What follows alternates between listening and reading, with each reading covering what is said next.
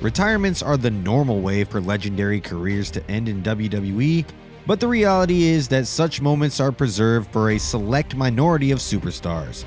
You often find that superstars are simply done without any conclusion to their time in WWE, and in many cases, you can point the exact moment when a superstar's career ended. Today we'll be talking about some of the strange and unfortunate moments where WWE careers ended. Which youngster was given a literal beating by legends on his way out? Which legend had a suicide angle based on real-life drug issues? Who was knocked out for real before getting released? We'll find that all out right now. Number 10, Big Cass taps his way out of WWE. In 2018, Big Cass returned from an extensive injury and began a feud with Daniel Bryan post-WrestleMania 34, with Bryan having just returned to the ring. It led to a two-match feud where many expected WWE to establish Cass as a single star. What many didn't know at the time was that Cass was facing major issues with alcohol addiction and depression. Backstage, things had gotten messy for him as he didn't obey Vince McMahon's order for a segment and allegedly had a backstage incident with Carmella, his ex-girlfriend at that point. So at Money in the Bank, when he tapped out to Daniel Bryan for the second match in a row, it was the exact moment his WWE career ended as he was released soon after. Number 9, Daniel Puder gets hazed out of WWE by veterans. Daniel Puder's treatment by the veterans still sparks a big discussion today about the toxic locker room culture of the past. While Puder is infamously remembered for putting a shoot Kimura on Kurt Angle in a SmackDown segment, what gave him his reputation backstage was the alleged attitude issues that he had. This didn't sit well with the veterans, who took matters into their own hands at the 2005 Royal Rumble. Puder entered the Rumble at number 3 after Eddie Guerrero and Chris Benoit, and was followed by Hardcore Holly, one of the most notorious hazers in the business. The trio proceeded to give him the worst hazing you'll see on live television, ruthlessly attacking him before eliminating him. It shouldn't surprise you that he never wrestled on the main roster again and was released later that year. Number 8, Paul Bearer gets frozen in his final appearance for WWE. Paul Bearer is so important to the legacies of The Undertaker and Kane, being largely responsible for them reaching the levels they did. But did you know that his final WWE appearance saw him getting frozen to death? During Randy Orton's feud with Kane in 2012, the Viper took Paul Bearer and forced him into a freezer storage. Kane went out of his way to rescue him, but had an instant change of mind and put Paul Bearer right back in the freezer. He said that he was saving Bearer from himself, and this bizarre moment was the last we ever saw of him on WWE television. Number 7, Buff Bagwell gets literally booted off of WWE Raw. Buff Bagwell remains one of the few people to get fired after only one match in WWE. When Vince McMahon purchased WCW, he didn't get any big names beyond Booker T and Diamond Dallas Page. The next big name was Buff Bagwell. Vince McMahon decided to headline an episode of Raw with a WCW match, something that was always destined to backfire. When the match stunk up the joint, Stone Cold Steve Austin and Kurt Angle had to interfere to take both men out and kick them out of the arena as well. They were never given a chance, and soon after, Buff Bagwell had been released from WWE.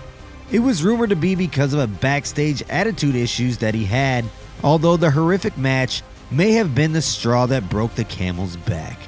While I've got you all here, don't forget to like, share, and subscribe to Sportskeeda Wrestling to stay up to date with all the top wrestling news around the world.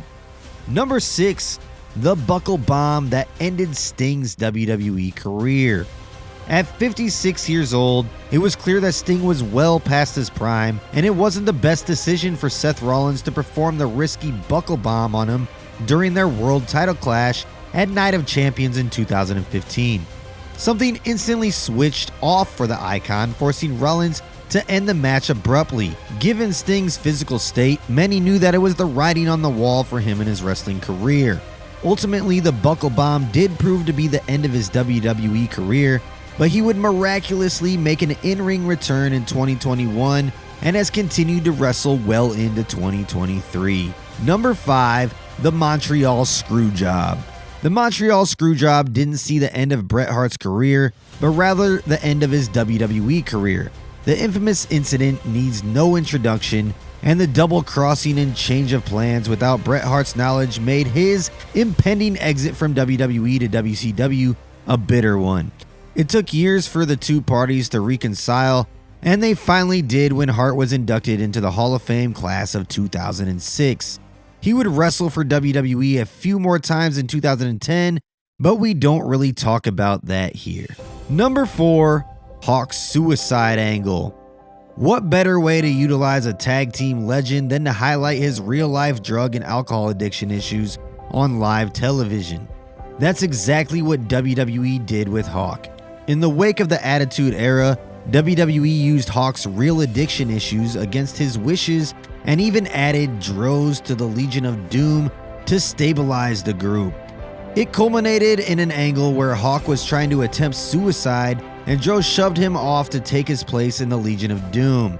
The fact that it was made in such poor taste makes it no surprise that both Animal and Hawk were done with WWE soon after. Number 3, Bart Gunn gets knocked out of WWE. Bart Gunn is the forgotten tag team partner of Billy Gunn, who was his kayfabe brother. His WWE career saw him become a lower card talent, but his fortune seemed like it was going to change when he won the Brawl for All tournament, the shoot fight tournament that was supposed to be won by Dr. Death, Steve Williams. His final appearance was at WrestleMania 15 in 1999 when Butterbean knocked him out for real in just 35 seconds. The punch was the exact moment his WWE career ended, as he was released soon after. Number 2, the Acolytes brutally bury Public Enemy on their way out. In another example of an invasion angle signing gone wrong, ECW's Public Enemy had their WWE career come to a crashing halt. After it was rumored that they wanted to change the finish to their match, the Acolytes took matters into their own hands and gave Public Enemy one of the worst on-screen burials you'll ever see. It was a clear sign to not mess with them, as Bradshaw and Farouk would lay down what appeared to be a legitimate beatdown on their rivals on an episode of Sunday Night Heat in 1999. They beat them with steel chairs, tables, and steel steps, not giving their opponents a second to get any offense in. This was the end of the road for Public Enemy and WWE, as they were gone soon after this. Number 1, The Undertaker sends Muhammad Hassan out of WWE. It was believed that Muhammad Hassan was going to be pushed as the next World Heavyweight Champion, with WWE seeing instant success of his character. But an angle involving The Undertaker being carried away by men in ski masks aged poorly, as only 3 days later, the London bombings happened.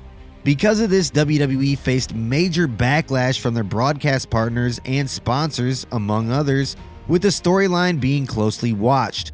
They were ultimately forced to scrap the Muhammad Hassan character altogether, with The Undertaker destroying him at the Great American Bash. Although Hassan was going to be sent to developmental to be repackaged, he refused, and that marked the end of his wrestling career altogether. That's gonna do it for our list today. Be sure to like, share, subscribe. You guys know what to do. Until next time, everybody.